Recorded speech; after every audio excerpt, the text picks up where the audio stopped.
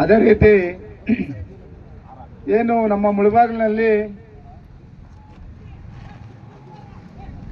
ಜೈ ಭೀಮ್ ಕಪ್ಪನ್ನ ಯಾಕೆ 24, 25, 26ನೇ ತಾರೀಕಿಗೆ ನಡೆಸ್ತಿದೆ ಅಂದ್ರೆ ಈ ಜೈ ಭೀಮ್ ಅನ್ನೋದಕ್ಕೆ ಒಂದು ಅರ್ಥ ಗರ್ಭಿತವಾಗಿರ್ಬೇಕು ಅಂತ.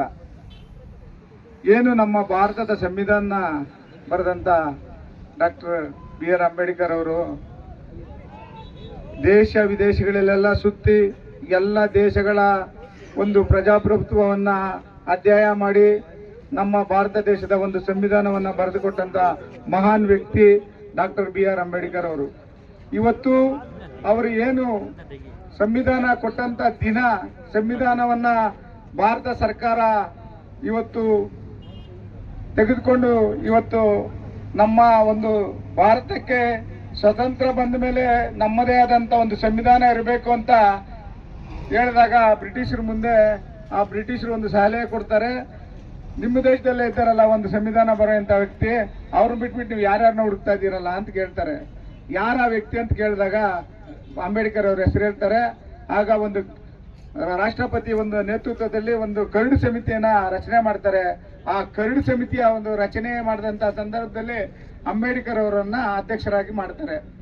ಆ ಅಂಬೇಡ್ಕರ್ ಅವರ ಅಧ್ಯಕ್ಷರಾದ್ಮೇಲೆ, ಆ ಕರಡು ಸಮಿತಿಯ ಅಧ್ಯಕ್ಷರಾದ್ಮೇಲೆ ದೇಶ ವಿದೇಶಗಳಲ್ಲೆಲ್ಲ ಸುತ್ತಿ ಎಲ್ಲ ದೇಶದ ಎಲ್ಲ ಒಂದು USA ಇರ್ಬೋದು, ಇದು ಇಂಗ್ಲೆಂಡ್ ಇರ್ಬೋದು, ಚೈನಾ ಇರ್ಬೋದು, ರಷ್ಯಾ ಇರ್ಬೋದು, ಫ್ರಾನ್ಸ್ ಇರ್ಬೋದು, ಇಟಲಿ ಇರ್ಬೋದು, ಎಲ್ಲ ದೇಶಗಳನ್ನ ಸುತ್ತಿ ಆ ದೇಶದ ಒಂದು ಸಂವಿಧಾನವನ್ನ ಅಧ್ಯಯನ ಮಾಡಿ ಈ ಭಾರತ ಸಂವಿಧಾನವನ್ನ ಬರೆದಂತ ಅಂಬೇಡ್ಕರ್ ಅವರು ಈ ಸಂವಿಧಾನದಲ್ಲಿ ಏನು ಈ ಫಂಡಮೆಂಟಲ್ ರೈಟ್ಸ್ ಇದೆ ಅದನ್ನ ಸರ್ವಧರ್ಮ ಸಮಾನತೆಯಿಂದ ಕಾಣಿ ಈ ಸಂವಿಧಾನವನ್ನು ರಚನೆ ಮಾಡಿದ್ದಾರೆ.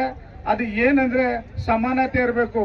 ದೇಶದ ಯಾವುದೇ ಒಂದು ಮೂಲೆಯಲ್ಲಿ ಯಾವ ವ್ಯಕ್ತಿಗೂ ಸಮಾನತೆ ಇದೆ ಅಂತ ಈ ಫಂಡಮೆಂಟಲ್ ರೈಟ್ಸ್ ಅಲ್ಲಿ ತೋರಿಸಿದ್ದಾರೆ. ಎರಡನೇದು ಸ್ವತಂತ್ರತೆ ಹಕ್ಕು. ಸ್ವಾತಂತ್ರ್ಯತೆ ಯಾವುದೇ ಒಂದು ರಾಜ್ಯದ ವ್ಯಕ್ತಿ ಯಾವುದೇ ಒಂದು ಮೂಲೆಯಲ್ಲಿ ಹೋಗಿ ಸ್ವತಂತ್ರವಾಗಿ ಅವನು ಜೀವನ ಮಾಡಬಹುದು ಅಂತ ಈ ಸಂವಿಧಾನದಲ್ಲಿ ಕೊಟ್ಟಿದ್ದಾರೆ. ಅದು ಎಲ್ರಿಗೂ ಕೊಟ್ಟಿದ್ದಾರೆ, ಒಬ್ಬರಿಗೆಲ್ಲ. ಇಂಥದೇ ಜಾತಿ ಇಂಥದೇ ಧರ್ಮ ಅಂತ ಯಾರಿಗೂ ಇಲ್ಲ. ಎಲ್ಲ ಸರ್ವಧರ್ಮ ಸಮಾನತೆ. ಮುಸ್ಲಿಂ ಆಗಿರ್ಬೋದು, ಕ್ರಿಶ್ಚಿಯನ್ ಆಗಿರ್ಬೋದು, ಬೌದ್ಧರಾಗಿರ್ಬೋದು, ಪಾರ್ಸಿಗಳಾಗಿರ್ಬೋದು, ಹಿಂದೂಗಳಾಗಿರ್ಬೋದು, ಯಾವುದೇ ಒಂದು ಜಾತಿ ಆಗಿರ್ಬೋದು, ಆ ಕೆಳಜಾತಿಯಿಂದ ಮೇಲ್ಜಾತಿಯವರೆಗೂ ಅವ್ರು ಯಾವುದೇ ಒಂದು ಇದರಲ್ಲಿ ಅವ್ರಿಗೆ ಯಾವುದೇ ಸ್ವತಂತ್ರಕ್ಕೆ ಧಕ್ಕೆ ಬಂದ್ರೆ ಅದನ್ನ ಶೋಷಣೆ ಆದ್ರೆ ಅದನ್ನ ವಿರೋಧ ಮಾಡೋ ಹಕ್ಕು ಕೂಡ ಕೊಟ್ಟಿದ್ದಾರೆ. ಅದೇ ರೀತಿ ಶಾಸಕಾಂಗದ ಹಕ್ಕು ಕೊಟ್ಟಿದ್ದಾರೆ, ನ್ಯಾಯಾಂಗದ ಹಕ್ಕು ಕೊಟ್ಟಿದ್ದಾರೆ.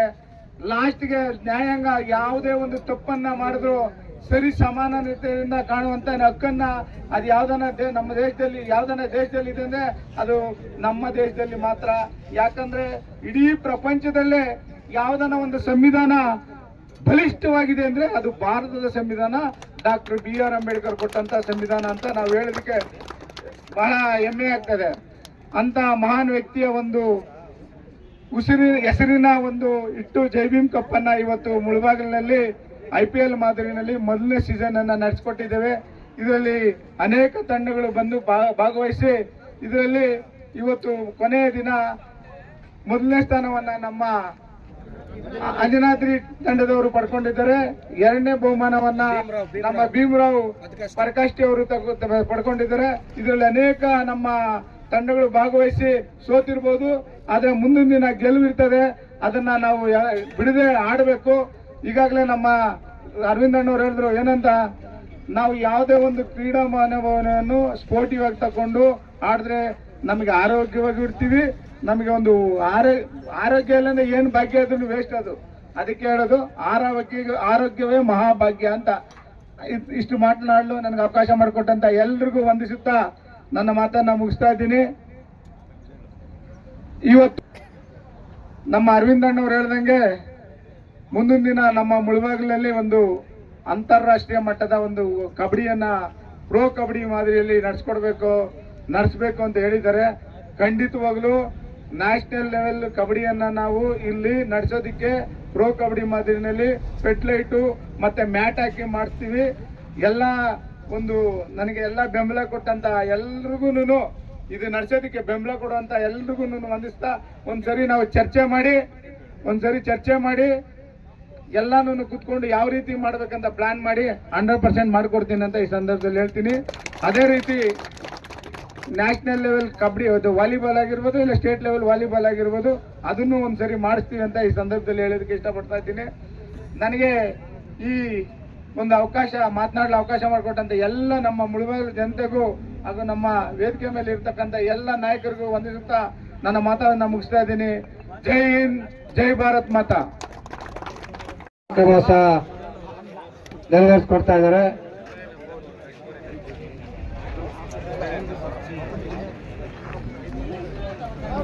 ಅದೇ ರೀತಿ ಸತತ 3 ದಿನಾಂಕದ ನಡೆದಂತ ಈ ಪಂದ್ಯಾಕೂಟದಲ್ಲಿ 14 ತಂಡಗಳು ಭಾಗವಹಿಸಿ ಕಡೆಯ ದಿನದಂದು ಪ್ರಶಸ್ತಿಯ ಪುರಸ್ಕಾರ ಕಾರ್ಯಕ್ರಮ ಇನ್ನೇನು ಕೆಲವೇ ಕ್ಷಣದಲ್ಲಿ ಮುಕ್ತಾಯಗೊಂಡಿದ್ದು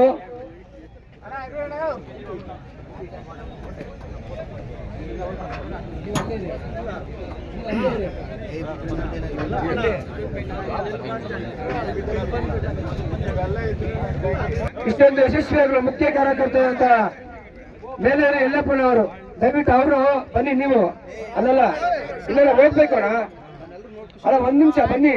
ನೀವು ಇಷ್ಟೊಂದು ಕಷ್ಟಪಟ್ರಿ, ನೀವು ಮೇಲೆ ಬನ್ನಿ. ಮೇಲೇರಿ ಯಲ್ಲಪ್ಪನವರು ಕೆಪಿಸಿಸಿಯ ರಾಜ್ಯ ಜಂಟಿ ಕಾರ್ಯದರ್ಶಿಗಳು ಸತತ 3 ದಿನಗಳ ಕಾಲ ತಮ್ಮ ಎಲ್ಲಾ ಕೆಲಸಗಳನ್ನು ಬಿಟ್ಟು ಈ ಟೂರ್ನಿ ಯಶಸ್ವಿಯಾಗಲಿ ಈ ಒಂದು ಟೂರ್ನಿಯಲ್ಲಿ ಭಾಗವಹಿಸಿ ದ್ವಿತೀಯ ಸ್ಥಾನವನ್ನು ಪಡೆದಂತಹ ಭೀಮರಾವ್ ಬಾಯ್ಸ್, ದಯವಿಟ್ಟು ಭೀಮರಾವ್ ಬಾಯ್ಸ್ ನ ಎಲ್ಲ ಆಟಗಾರರು, ಭೀಮರಾವ್ ಬಾಯ್ಸ್ ನ ನಾಯಕರು ಮಾತ್ರ ವೇದಿಕೆ ಮೇಲೆ ಹೋಗಿ, ಇನ್ನೆಲ್ಲ ಕೆಳಗಡೆ ಬನ್ನಿ. ಕ್ಯಾಪ್ಟನ್ ಮಾತ್ರ ಮೇಲೆ ಹೋಗಿ, ಇನ್ನೆಲ್ಲ ಕೆಳಗಡೆ ಬನ್ನಿ. ಸತತ 3 ದಿನಗಳ ನಡೆದಂತಹ ಈ ಪಂದ್ಯಾಕೂಟದಲ್ಲಿ ಹೋಗಿ ಎಲ್ಲ ಹೋಗಿ ಬನ್ನಿ.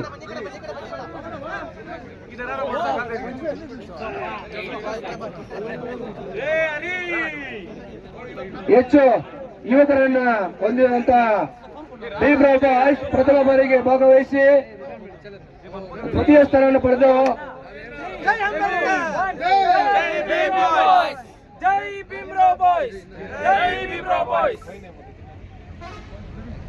ತುಂಬಾ ಧನ್ಯವಾದಗಳು. ಅದೇ ರೀತಿ